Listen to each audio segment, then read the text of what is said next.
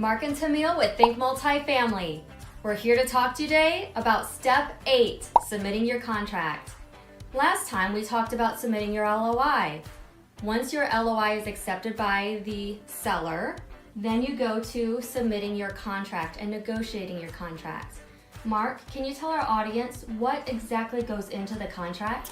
There's a lot that goes into the contract. At a minimum, everything from the LOI should get moved into the contract, but I can tell you based on experience, it doesn't always happen. So in some cases, a seller agrees to something in the letter of intent, and then in the contract they try to change it on you. So you have to be really careful about that. One question that comes a lot too is as far as who should actually create the contract. Generally speaking, it's the seller's responsibility to create the contract. As a buyer, I actually would prefer to use our contract if the seller's open to it, just because that way we know it's in the contract. But but some of the things, you also want to always use an attorney. Don't try to, save money by doing it yourself or having somebody that Actually, have an attorney that specializes in real estate, and actually an attorney that understands litigation is also very important for contracts. Right, for sure. I mentioned about LOI, go and move over into the contract. And then you want language in there. Anyone selling a property is going to say, generally speaking, they're going to have verbiage that says they can just back out. But that's not really fair, right? Right. They're going to try to penalize you as a buyer for backing out. So as a seller, typically, what you want to be able to do to hold them responsible is say, hey, I'm out some sort of cost. I've actually spent hard money on this, so make sure that they can cover you for those costs. Okay. You also want an assignment verbiage in there. Yeah. What does that mean? So usually when you're going to create your contract, you don't have your LLC set up for the new property yet. So you might create your contract under an LLC that you already have or what it may be, but you want to be able to assign that. A lot of contracts are written by sellers that say you can't assign, and the reason they're doing that typically is trying to avoid wholesalers and things like that. Right. And for our audience who might not know what a wholesaler is, can you please tell them what is a wholesaler? Well, basically someone that gets a contract, locked up, and then they never, the day they close, they sell it to somebody else basically. So they already have it lined up that way. So which is definitely more common in single family flips and wholesaling. That's more common. It is, and sellers don't want you doing that. So you can have language that says I can assign it to an entity that I own.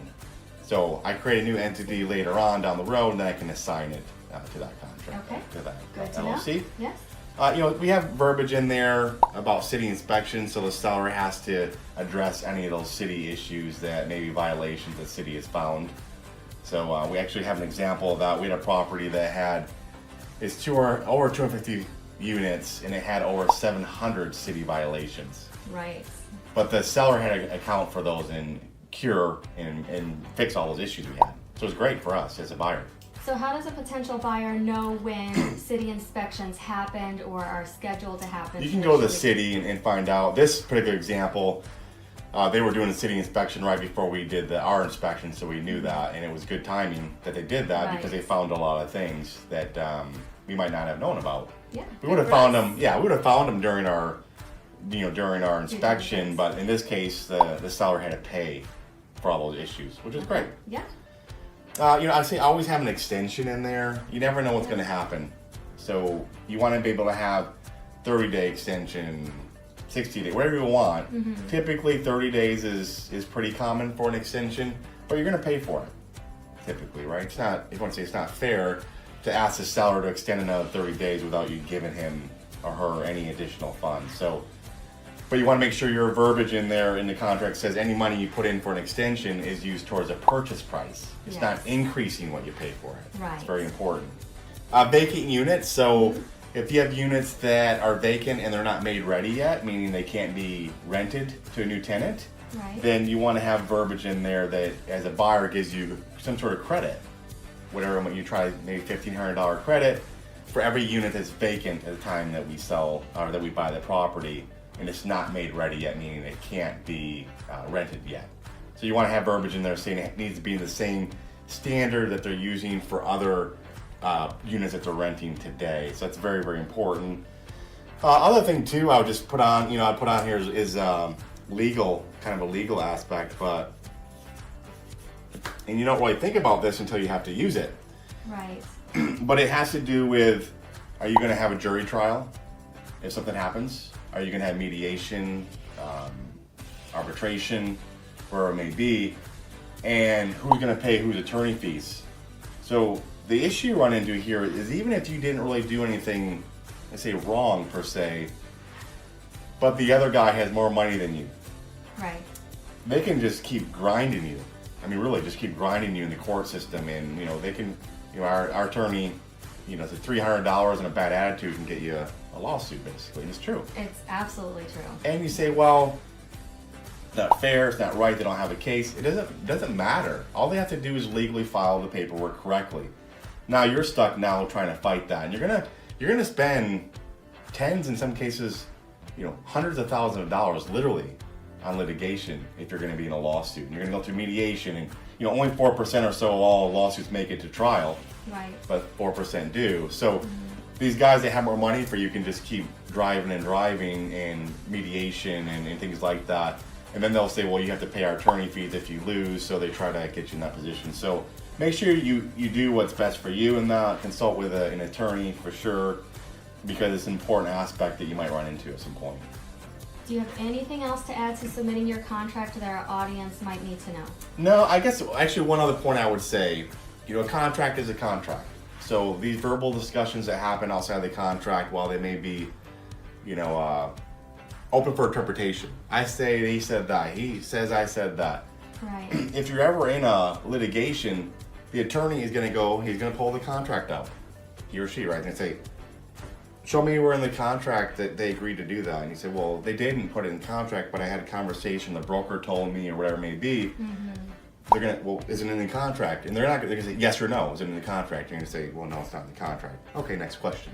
So it's very important to understand that the contract is what's going to be used for any disputes. And it's important if you get some sort of, let's say commitment from somebody, it needs to be in writing. Right. So gone are the days of a gentleman's handshake and a man's word is a man's word. If it's not in writing, it never happened. Unfortunately, those days are gone Yes. in real estate business and probably a lot of other businesses. So, you think you're being a nice guy or maybe, but end of the day, make sure it's in writing. So, and there's a lot of other aspects to this. I mean, there are one or two sentences in a contract that could cost you, tens or hundreds of thousands of dollars, literally, Right. the way the contract's written. When I know that we've added different things in our contracts just from lessons learned by ourselves or by our friends who are also in the business. So that's definitely one advantage of being a part of our membership program is those Right. contracts that we do offer our members. Yeah, there's one other thing I want to bring up, and it's a painful item, but